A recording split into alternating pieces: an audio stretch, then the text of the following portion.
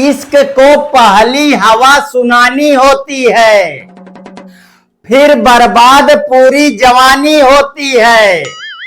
अरे हर लड़का शौक से नहीं पीता सिगरेट, उसके पीछे कोई ना कोई कहानी होती है। दोस्तों, अभी सिगरेट पीते टाइम जब मेरी पाद निकल गई थी तो आप लोग हंस रहे थे।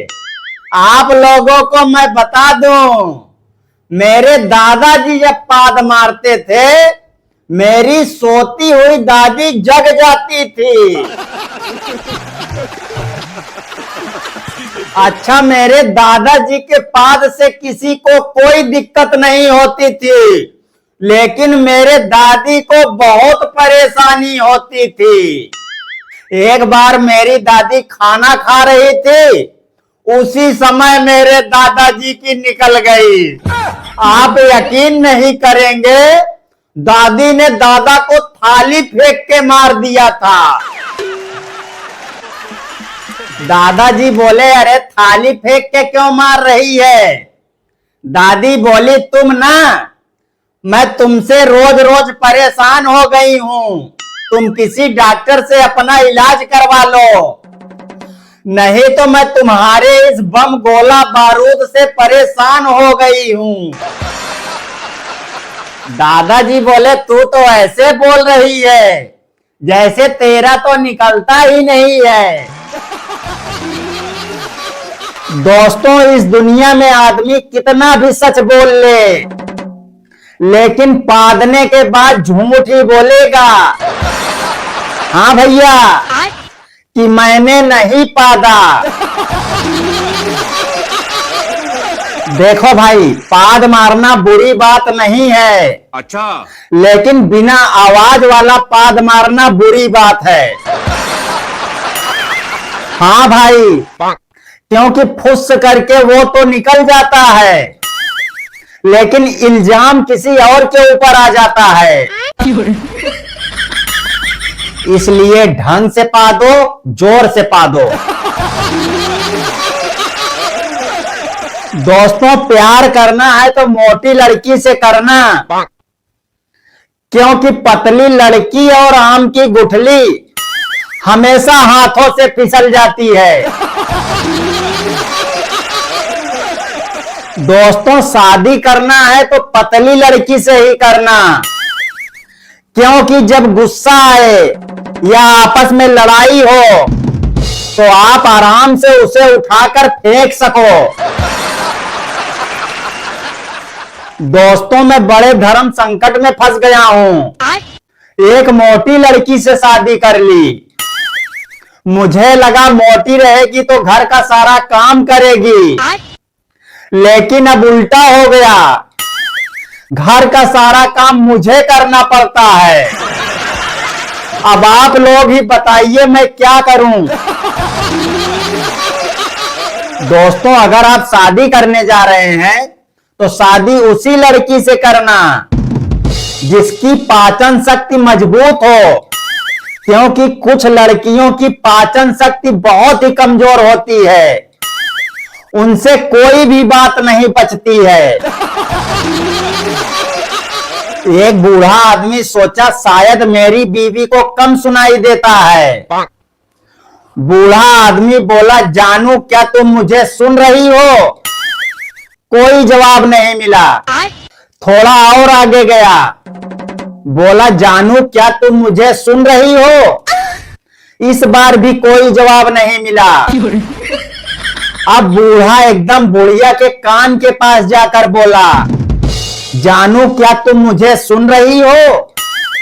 बुढ़िया चिल्लाते हुए बोली, पागल बुढ़े, ये तीसरी बार हाँ बोल रही हूं। एक आदमी अपने नाराज पत्नी के पास रोज फोन करता और फोन हर बार उसकी सास उठाकर बोलती, कितनी बार कहा है हमारी बेटी अब तुम्हारे घर नहीं जाएगी, क्यों बार बार फोन करता है? दामाद बोला, सुनकर अच्छा लगता है इसलिए।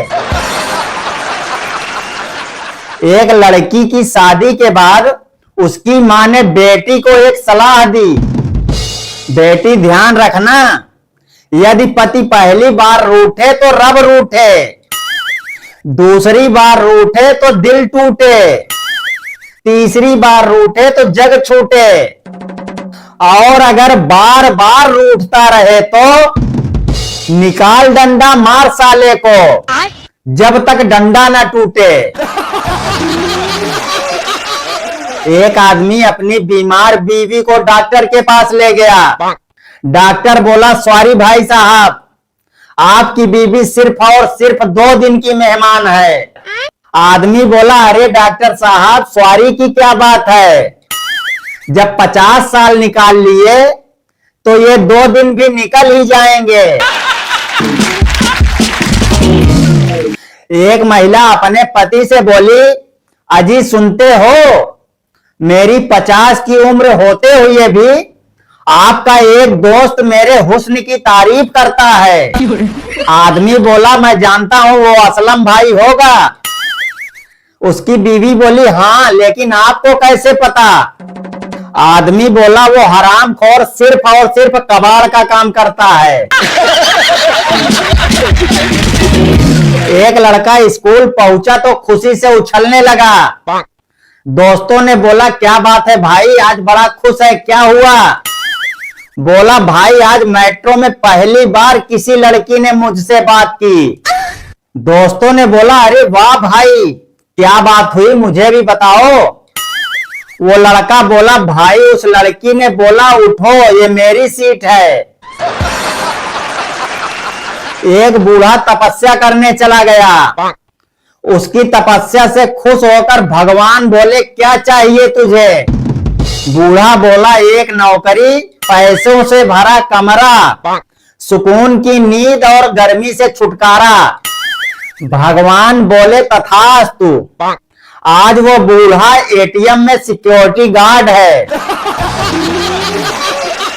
अगर आपका आपके पड़ोसी के साथ झगड़ा हो जाए तो उसके अगले दिन सुबह जल्दी उठें, बालकनी में जाएं, पड़ोसन को देखते ही अंदर की तरफ मुंह करके बुलंद आवाज में बोलें, सुनती हो, चाय तुम्हारे सिरहाने रख दिया है, पी लो नहीं तो ठंडी हो जाएगी। नाश्ते में क्या पसंद करोगी, ब्रेड पकौड़ा या बाजार से जलेबी ला दूं? और जाले निकालने वाला डंडा कहाँ है? इतना बोलने के बाद ठाठ से बैठकर आनंद लीजिए, पड़ोसी की शामत का फुल मजा आएगा, इसकी गारंटी मैं देता हूं।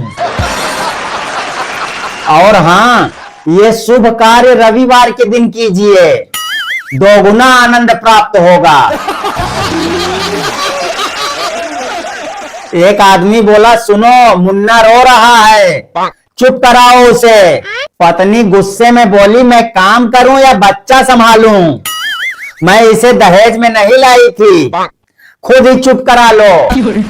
आदमी बोला, फिर रोने दो इसे, मैं कौन सा बारात में लेकर गया था। एक मैडम बच्चे से बोली, 5 में से 5 घटाने पर कितना बचेगा? लड़का बोला, मुझे नहीं पता।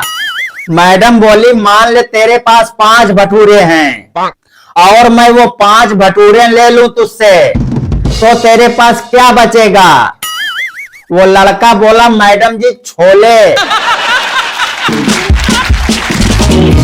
एक महिला आसमान में तारों की तरफ देखकर अपने पति से बोली, वो कौन सी चीज है जो तुम देख तो सकते हो लेकिन ला नहीं सकते हो? उसका पति बोला, पड़ोसन। जानवरों के हॉस्पिटल में अलग ही चक्कर है, यहाँ रजिस्टर में नाम आदमी का लिखा जाता है और बीमारी जानवर की।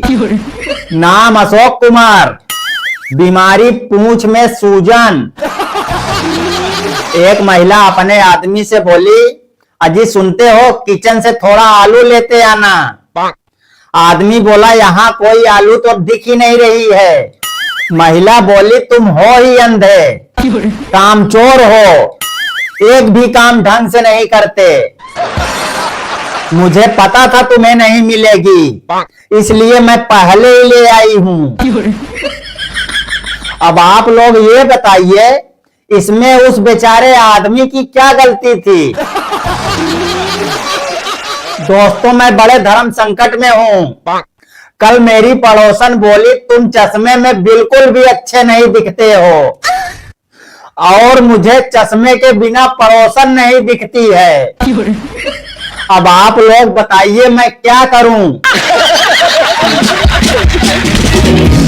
दोस्तों, दो चीजें हमेशा मुझे अपनी तरफ खींचती हैं, मतलब मुझे अपनी तरफ आकर्षित करती हैं। पहला शराब और दूसरा पड़ोसन की मुस्कान। आप यकीन करें या ना करें, लेकिन भैया मैं कसम से बता रहा हूं, पड़ोसन की मुस्कान के चक्कर में मैं कई बार जूता लात खा चुका हूं। दोस्तों, मेरी पड़ोसन मेरे घर रोज रोज अचार मांगने आ जाती है। पड़ोसन को देख के मुझे तो बहुत खुशी मिलती है, लेकिन मेरी बीवी को बहुत टेंशन हो जाती है। उसे यही डर लगा रहता है, कहीं उसके अचार के चक्कर में मेरा उसके साथ विचार न मिल जाए। एक बार एक महिला अपने पति से बोली, रोटी में शहद लगा दूं, खाओगे? उसका पति स्टाइल मारते हुए बोला, शहद?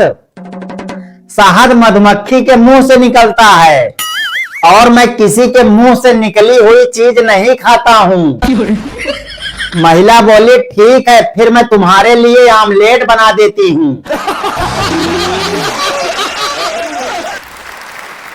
अगर किसी को मेरी इस वीडियो से थोड़ा भी बुरा लगा हो तो माफी चाहता हूं। बस आप लोगों को हंसाने के लिए इस तरह का टॉपिक लेके आया हूं। बाकी कोई गलती हो तो कमेंट में आप बता सकते हैं, ताकि मैं इस तरह की वीडियो ना बनाऊं। बाकी पसंद आई हो तो वीडियो को लाइक कर दीजिए। चैनल को अभी सब्सक्राइब नहीं किया है तो प्लीज सब्सक्राइब कर लीजिए। मिलते हैं फिर किसी दिन एक और नई वीडियो के साथ। जब तक के लिए राधे राधे।